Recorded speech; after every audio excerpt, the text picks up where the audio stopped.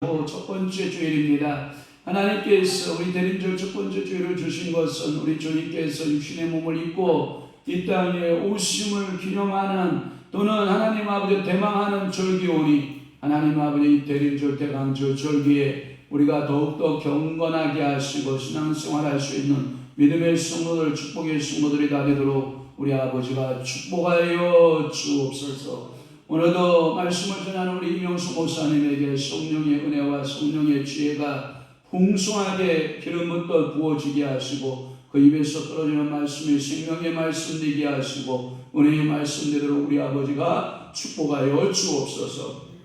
말씀 들을 때 우리에게 큰 은혜의 시간으로 우리 아버지가 붙들어 주시고 문제 있는 성도 말씀으로 문제 해결받는 귀한 축복 시간 되도록 우리 아버지께서 축복하여 주옵소서. 저들의 가정, 일터, 사업장들을 주님이 복되게 하시고 우리나라 하나님 아버지 정치, 경제, 사회, 문화 모든 분야에서 우리 성령 하나님께서 지배하시고 통치하시고 다스리시고 백성들의 마음을 하나 되게 하여 주옵소서. 우리 주님 영광 홀로 받으심을 믿사옵고 예수 그리스도의 이름으로 축복하는 기도하옵나이다. 아멘. 우리 마귀들과 싸울지라 주께 영광 돌립니다.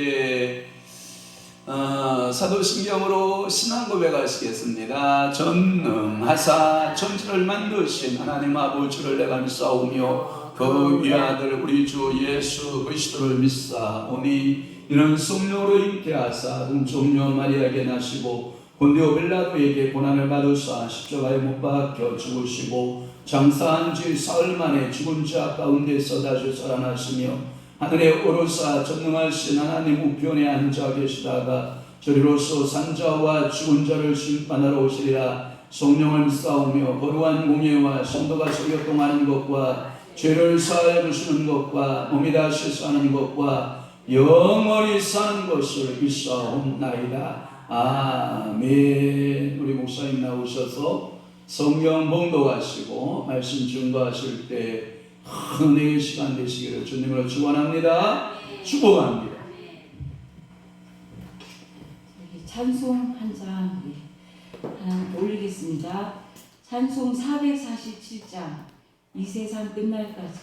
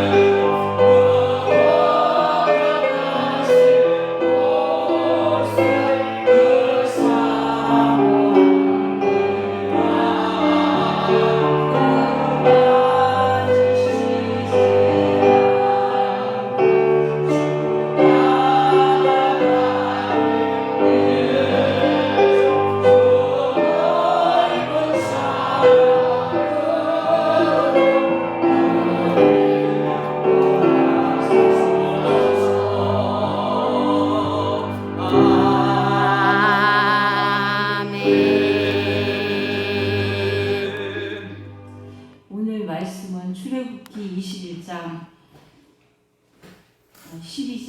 21절 말씀입니다. 제가 20장 12절 말씀입니다. 페이지로는 112페이지입니다. 같이 합독하시겠습니다. 내 부모를 공경하라. 그리하면 내 하나님 여호와가 내게 준 땅에서 내 생명이 길리라. 아멘. 예, 오늘 말씀은 행복의 우리가 정말 우리나라 사람들 특히 기복신앙이 심하다고 하는데 너무 어려운 환경을 많이 겪어서 전쟁 뭐 기근 이전에 그런 일이 많았었잖아요. 그래서 더 다른 나라 사람들보다 복을 더 추구하는 것 같습니다. 그래서 사람들한테 복이 뭐냐고 하면 우리가 보통 오복을 많이 들어봤잖아요. 유교 문화에서 하는 오복이 있고요. 또 그냥 평이하게 주변 사람한테 물어보면 외롭지 않고 건강하고 가끔 웃을 수 있는 것. 정말 평범한 그게 행복이라고 하는데요. 우리가 있을 때는 모르지만 없어 보면 아는 게 너무 많습니다. 제일 심한 것이 공기 아닐까요? 제가 병원에서 보면 숨을 쉴 수 없는 환자들 그리고 또 폐가 나쁜 사람은 숨을 못 쉬더라고요. 그리고 또 위가 나쁜 사람은 물조차 삼키지 못하는 경우를 많이 봤습니다. 그래서 우리가 있을 때는 모르지만 없을 때는 정말 그게 소중한 것을 알고 거기서 회복되었을 때는 이 세상 누구보다도 감사하고 기쁘게 생활하는 것을 볼 수가 있습니다. 그런데 오늘 말씀은 그렇죠. 부모님한테 어떻게 하는 거에 따라서 복이 주어진다고 하는 말하고 같아요. 그렇죠? 공경하라. 그리하면 내가 내 하나님 여호와가 내게 준 땅에서 내 생명이 길리라 그러셨죠.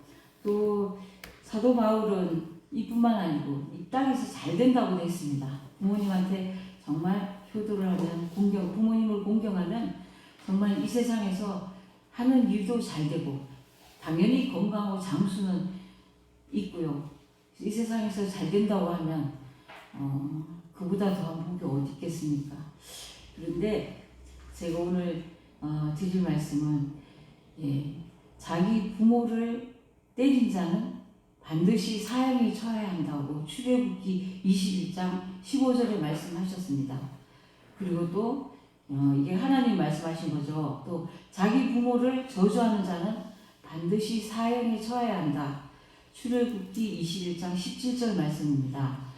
그리고 레위기 20장 9절 말씀에 보면 만일 누구든지 자기의 아버지나 어머니를 저주하는 자는 반드시 죽일지니 그가 자기의 아버지나 어머니를 저주하였은즉 그의 피가 자기에게로 돌아가리라. 이렇게 부모를 공경하지 않는 것이 이렇게 무서운 일인지 몰랐죠. 복을 받는 것뿐만 아니고 정말 극한 상황에 어려움이 처해진다는 것을 말씀하십니다. 부모님은 하나님을 대신합니다. 부모로 말미암아 생명이 탄생하고 또 내가 부모님을 통해서 탄생한 것입니다. 부모는 하나님으로부터 생명을 받았고 나에게 생명을 부어주신 분입니다. 그러므로 이 땅에서 하나님을 대신하는 분입니다. 10계명 중에서 1번에서 4번은 하나님의 법입니다. 5번에서 10번은 사람의 법이고요. 또 사람에게 지켜야 할 법 가운데 첫 번째가 내 부모를 공경하라입니다. 그만큼 이 땅에서 부모는 너무나 소중하고 귀한 존재라는 것입니다. 하나님이 일일이 아이들을 보살펴 줄 수가 없어서 어머니를 주셨다는 말이 있습니다. 부모를 내가 선택할 수는 없습니다. 또 요새 뭐 금수저 얘기하죠. 능력 있는 부모도 있고 또 흙수저, 무능한 부모님도 있습니다. 그렇다고 부모를 무시하거나 저주하는 것은 하나님이 가장 싫어하는 죄입니다. 부모는 능력을 떠나서 나에게 생명을 주신 것만으로도 감사한 것입니다. 그런데 사실은 그렇지 못할 때가 많죠. 왜 내가 이 집에 태어나서 이런 고통을 받을까? 혹히 뭐 부만 이루어졌다고 되는 것은 아닙니다. 부모님 또 성격이 강팍하다든가 또 너무 엄할 경우에 그런 일이 있죠. 그래서 아이들도 거짓말하는 아이는 부모님이 엄하다고 합니다. 그래서 거짓말을 습관처럼 하는 아이들은 왜냐하면 살아남기 위해서 부모님이 너무 엄하게 하니까 죽일 것 같으니까 거짓말이 습관이 되어서 그는 거짓말 안 하면 살아남을 수가 없기 때문에 그것이 습관이 된 것이라고 합니다. 그러므로 부모를 존경하고 사랑하며 섬겨야 할 대상이라고 하는데요. 잘 안 되잖아요. 그렇죠? 그런데 우리가 좋아하는 복 준다고 하면 할 수 있죠. 우리가 쓴 약을 먹기 싫잖아요. 그런데 이 약을 먹으면 낫는다고 하면 또 그런 경우 많이 있지 않습니까? 먹고 나았을 때 그 다음에는 비록 쓴 약이지만 다음에도 아프면 또 먹게 되죠. 그런 것처럼 하나님 복 주신다는데 우리가 부모가 좀 원망스럽고 정말 보기에 남의 아버지는 대통령도 있는데 우리 아버지는 뭐야?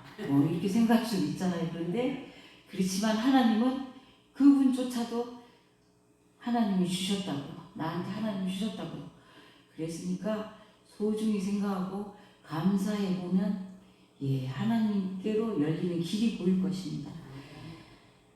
레위기 19장 3절 말씀에서 너희 각 사람은 부모를 경외하고 나의 안식일을 지키라. 너희의 하나님 여호와이니라. 보세요. 그냥 교회 올 때도 왜 형제간에도 싸움이 있으면 풀고 오라고 하잖아요. 근데 정말 부모님을 잘 공경하고 안식일을 지키래요. 이것은 무슨 뜻일까요? 복 주시겠다는 거죠. 이것은 하나님께만 헌신하고 부모를 소홀히 여기는 것을 방지하기 위한 성경의 의도가 담겨 있는 것입니다. 예수님 시대에도 보면 바리새인들은 자기 재산을 하나님께 헌물로 드릴 것이라고 맹세함으로 부모를 부양하지 않았다고 해요. 그리고 후에 부모님한테는 안 주고 편법으로 헌물함으로써 부모에 대한 부양도 회피하고 하나님도 속이는 법을 행했습니다. 자신을 낳아주고 길러준 부모도 사랑하지 못하면서 어떻게 보이지 않는 하나님을 사랑할 수 있을까요?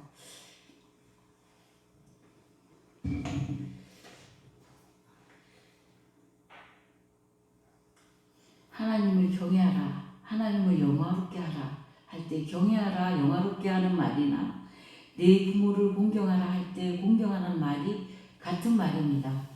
부모를 공경하는 것이 하나님을 경외하며 하나님을 영화롭게 하는 것이 얼마나 밀접한 관계에 있는 것인지를 단적으로 보여주는 것입니다. 성경에서 하나님과 우리 사이의 관계를 보여주는 여러 가지 비유 가운데 가장 중요하고 대표적인 것이 아버지와 아들로서의 관계의 비유입니다. 실제로 하나님은 자신을 우리 아버지라고 부르게 하셨죠.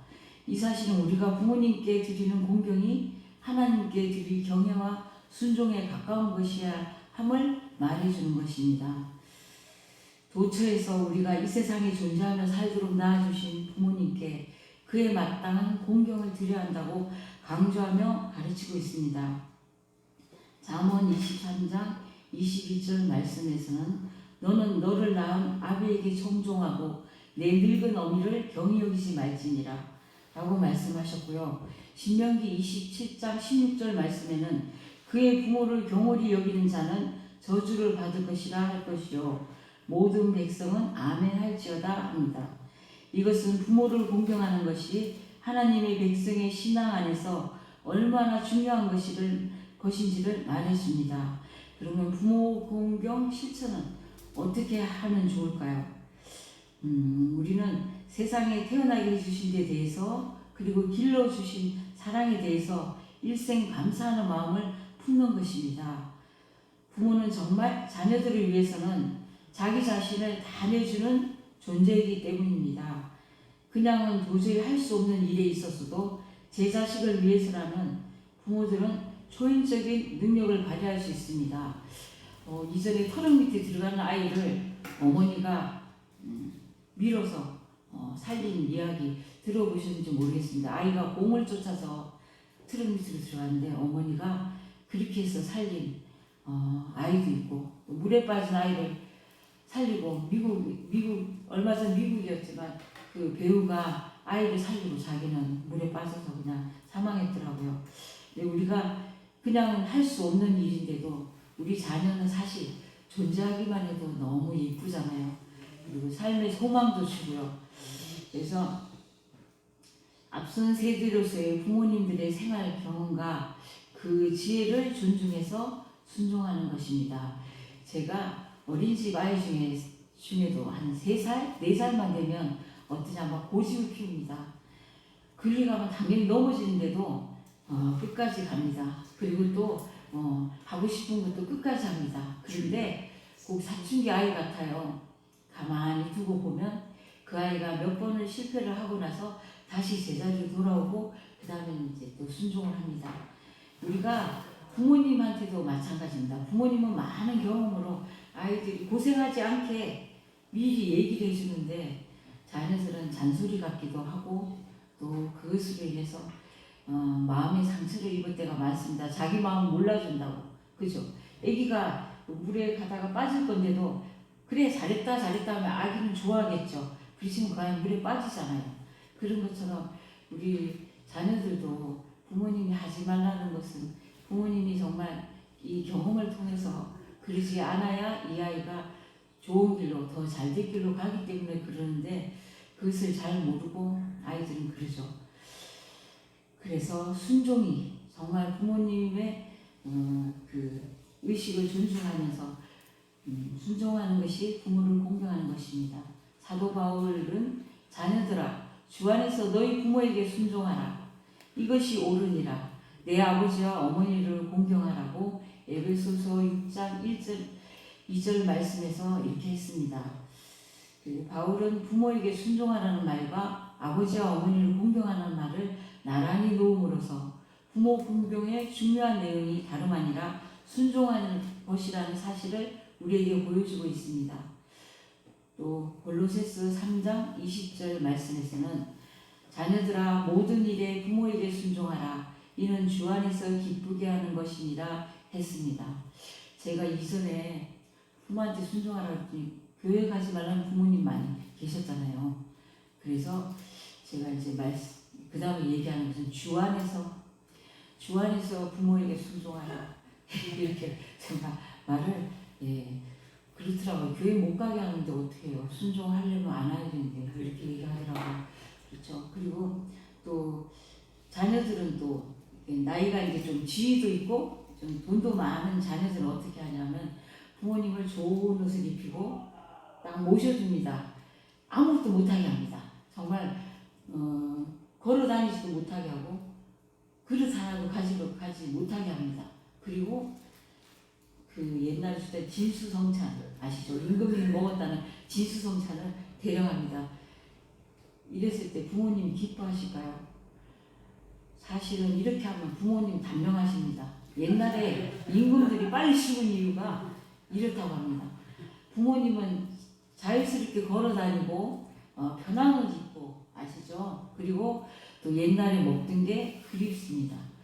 그런 것을 잘 헤아려야 되는데 아니 최고 요새 유행하는 피자 좋은 거 막 먹여야 돼.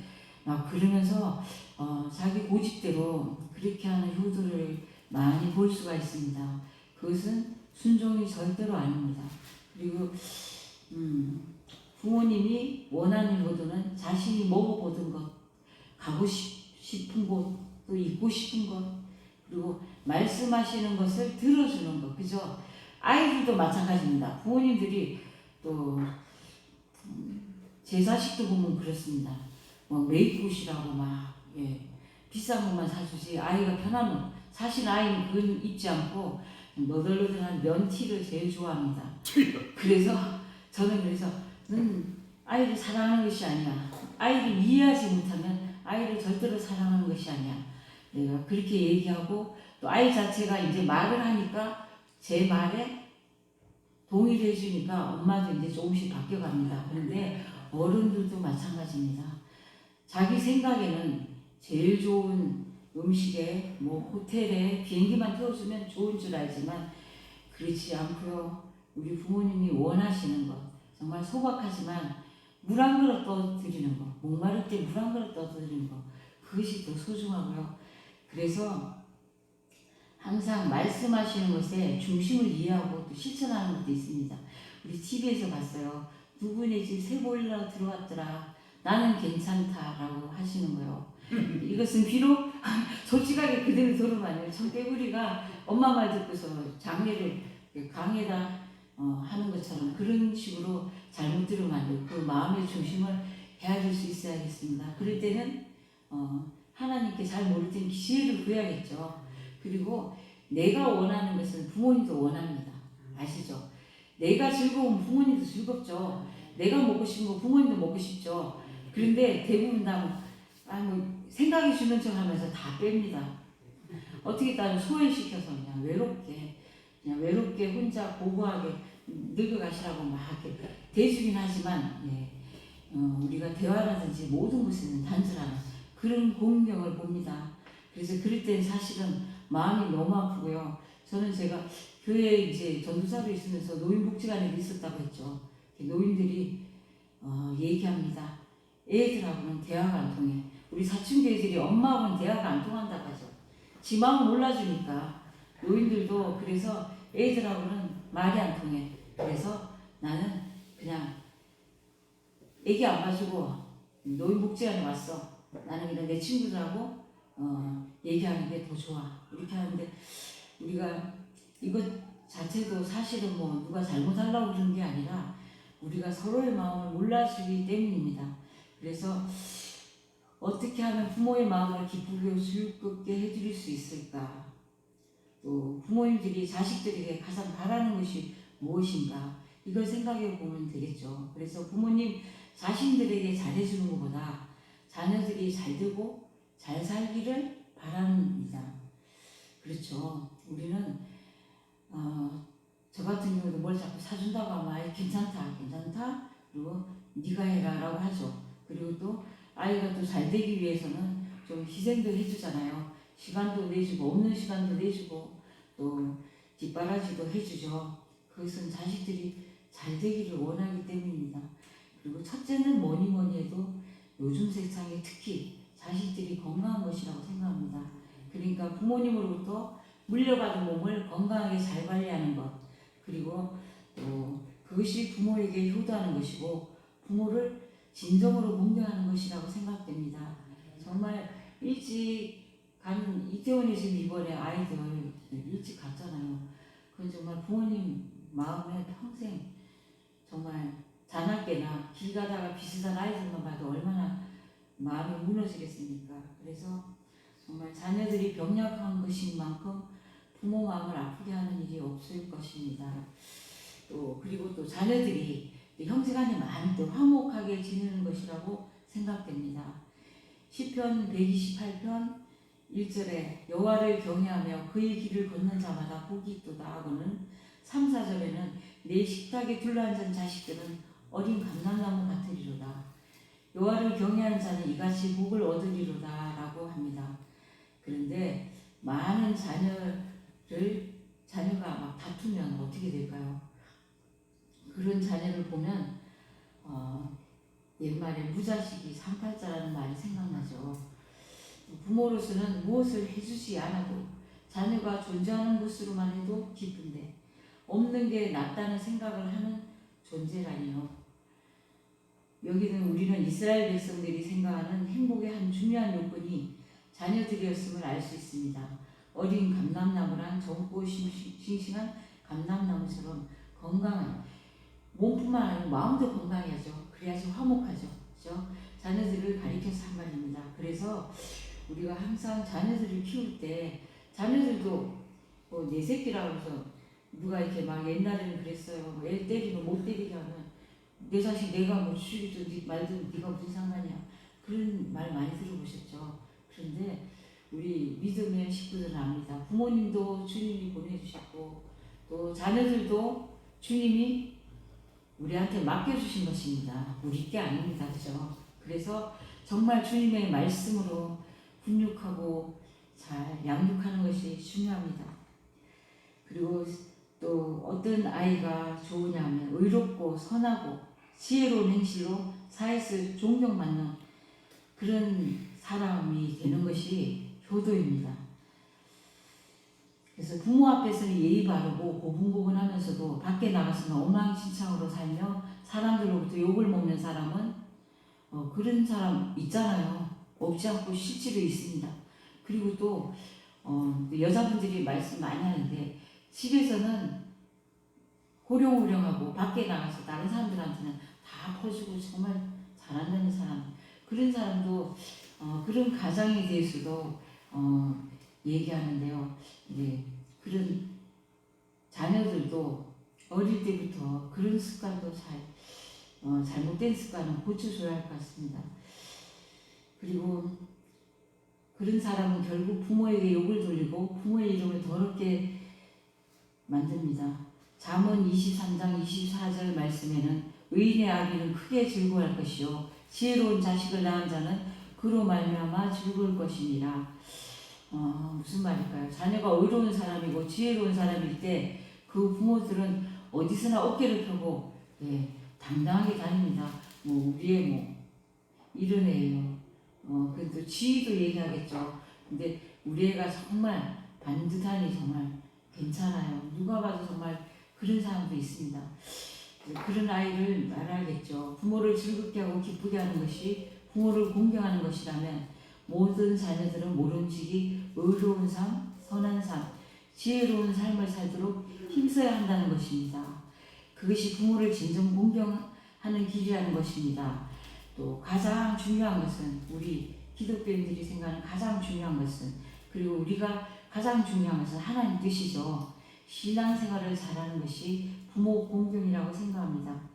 믿음의 부모일수록 자녀들이 무엇보다도 신앙생활 잘하는 것을 가장 기쁘게 여길 것입니다. 자녀들이 아무리 건강하고 자기들끼리 사이좋게 지내며 다들 유능해서 돈도 잘 벌고 또 부모에게 용돈도 잘 드리고 여행도 많이 시켜드린다 해도 신앙생활을 하지 않는다면 부모님들의 마음은 늘 어두울 것입니다. 그렇죠. 결과적으로 그 아이들이 어디로 가겠습니까? 우리는 정말 부처님을 믿는 사람들을 봅니다. 제가 교사 중에서도 보는데 너무 선하고 정말 오만할 정도로 양보도 잘하고 그런데 끝에 가서 보면 독선적인 게 있습니다. 항상 자기를 드러내려고 합니다. 그래서 그런 걸 보면서 하나님을 믿는 것은 정말 중요하다. 모든 것의 시작과 끝이 내가 아니고 주님이 하신 것이고 주님 뜻이 중요하다는 것을 정말 갈수록 알게 되는 것입니다. 그래서 자녀들이 돈은 그다지 잘 못 벌어도 또 사회적으로 크게 출세는 못했어도 신앙생활 잘하고 손자 손녀들은 신앙 안에서 잘 양육하는 것을 보면 그것 때문에 늘 하나님께 감사하게 될 것입니다. 그래서 사도 바울은 부모가 자녀들을 오직 주의 교훈과 훈계로 양육할 것을 권면하고 있습니다. 아멘. 에베소서 6장 4절 말씀입니다. 그래서 우리가 막 다른 사람들한테 자녀 자랑 막 해요. 교회에서 보면 신나게 자식 자랑하다가 교인들 사이에서 어떻게 합니까? 그러면 자녀들이 교회도 잘 다니시죠? 어느 교회 다니나요? 하면 말을 못하고 한숨을 쉬고 나가는 경우를 볼 수 있습니다. 그래서 다른 계명들과는 달리 부모를 공경하라는 계명에 대해서는 특별히 약속이 덧붙여져 있습니다. 즉 내 부모를 공경하라. 그리하면 내 하나님 여호와가 내게 준 땅에서 내 생명이 길리라 하신 약속입니다. 내게 준 땅에서 내 생명이 길리라 하는 것은 단지 수명만 말씀하는 것이 아니고 만사가 형통하고 번영할 것이라는 말씀으로 이해되는 것입니다. 그런데 우리가 회개라는 것을 생각해 보면요, 우리가 모든 것에 복을 주라고 하고 하나님께 정말 정성으로 기도하고 신앙생활 면에서는 잘하지만 우리가 정작 정말 부모님에 대해서 부모님이 날 서운하게 했다든지 이해되지 못한 것에 서운한 마음이 있지 않습니까? 그런 것을 그것도 회개합니다. 우리가 회개함으로써 부모님도 용서해드리고 부모님의 입장 사실은 요새는 그래도 부모님들이 많이 자녀들이랑 대화를 합니다. 이전에는 고통스러운 일도 많고 너무 힘든 일이 많으니까 딱 명령적으로 모든 것이 일사천리로 가정에서는 아버지가 아니면 어머니가 막 끌고 갑니다. 그렇죠. 그랬을 때 아이들은 이해되지 않는 부분에서 상처를 많이 입잖아요. 그런 그 아이들이 자라서 부모님과 온전한 대화를 하고 부모님 말씀을 잘 듣겠습니까? 그래서 부모님도 자녀들에 대해서 회개를 하셔야 되고 자녀들도 부모님에 대해서 그런 거 엄마 아빠의 이제 저도 커보니까 알겠어요. 이전에는 정말 아버지가 미웠어요. 왜 저렇게 독선적으로 하는지. 그런데 이제 나이를 먹고 보니까 정말 세상 사는 게 만만찮더라고요. 경제적인 문제도 그렇고. 그러니까 저희 아버지한테 제가 언제 한번 하여튼 말씀드린 적이 있어요. 왜 아버님은 그렇게 하셨어요? 그랬더니 아버지가 사실은 엄마는 아프고 니네들은 어리고 그래서 내가 강하지 않으면 우리 가정 전체가 해체될 것 같아서 그렇게 강하게 했었노라고.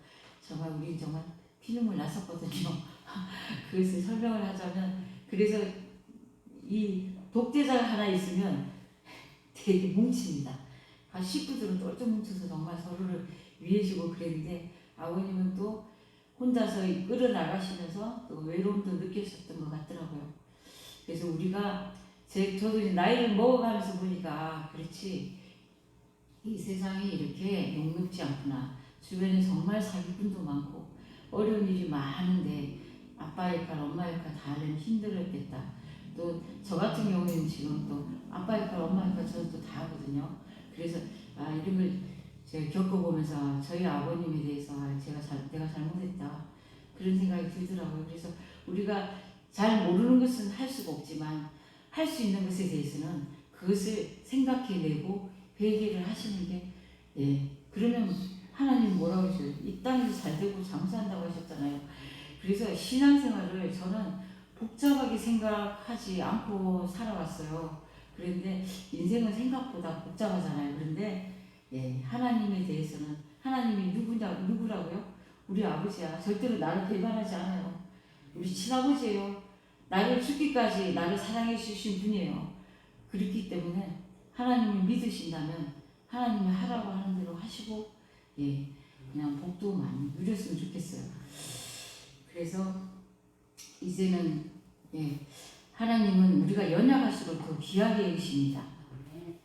그렇죠. 그래서 마찬가지로 지금은 또 보면 젊은 부모님은 괜찮은데 연로하신 부모님은 또 약해져 있잖아요. 약해진 부모님을 더욱 기이 여기며 공경하며 사랑하셔야 합니다. 그리고 또 여기서 중요한 것 한 가지는 부모님의 개념을 좀 넓게 확대한다면 지금 정말 혼자서 죽어가시는 분이 1년에 33,000 몇 명이더라고요. 혼자서 외롭게 독거노인으로 돌아가시는 분이요. 그래서 내 부모님뿐 아니라 부모님처럼 연로한 모든 어른들까지도 함께 공경할 줄 알아야 한다는 것입니다. 그리고 우리는 알잖아요. 제가 교사들이 CCTV가 있어요. 근데 CCTV가 없는 데 가서 애 혼내는 교사들이 있어요. 그래서 저는 CCTV 때문에 교사를 뽑지는 않습니다. 제가 그래서 가난한 신앙이 있는 교사는 너 하나님 계신 거 아냐고 물어봐요. 있다고 하면 예스. 하나님은 왜냐하면 어디서든지 다 보시잖아요. 그리고 하나님 앞에서는 거짓말도 속일 수가 없잖아요. 그래서 저는 그런 교사를 뽑는데요. 그래서 이것을 모든 연로한 어른들도 함께 내 부모님처럼 공경할 줄 알아야 된다는 것은 사회적으로 대단히 중요합니다. 모든 사람은 살다 보면 노년을 맞이하죠. 그리고 조금씩 장애도 맞고 대부분 중도 장애를 다 겪습니다. 그리고 또 주변의 사람들을 또 잃잖아요. 그죠? 부인도 먼저 갈 수도 있고 자식도 먼저 갈 수도 있고 친구도 먼저 갈 수도 있고 이런 것 때문에 제가 노인복지관에 있을 때는 네트워크를 나이 먹을수록 60대 이상은 친구라든지 이런 관계를 많이 형성하라고 해요. 그것도 치매를 방지하고 노년을 행복하게 사는 방법이라고 합니다. 그래서 노년에 외롭지 않게 하려면 서로가 서로를 좀 생각해 줄 수 있어야 합니다. 그래야 선진복지사회가 될 수 있는 것입니다.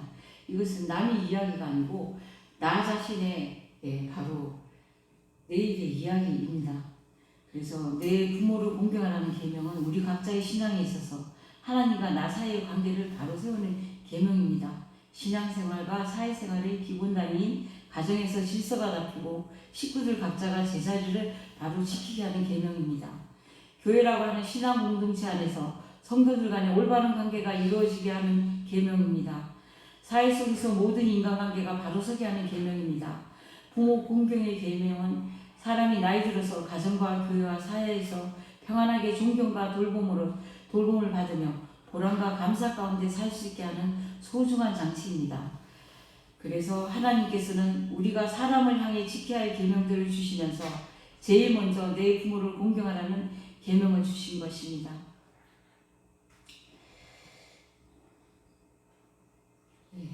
그래서 복 받으시기 바랍니다. 감사합니다. 기도하시겠습니다. 상처는 남에게서 받는 것이 아닙니다. 가까운 사람에게서 받는 것입니다.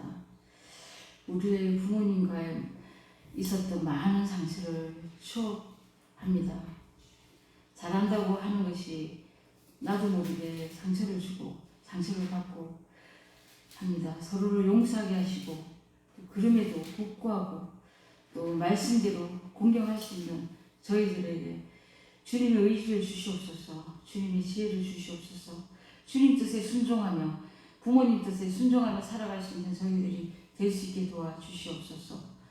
감사드리오며 예수님의 이름으로 기도드렸습니다. 아멘.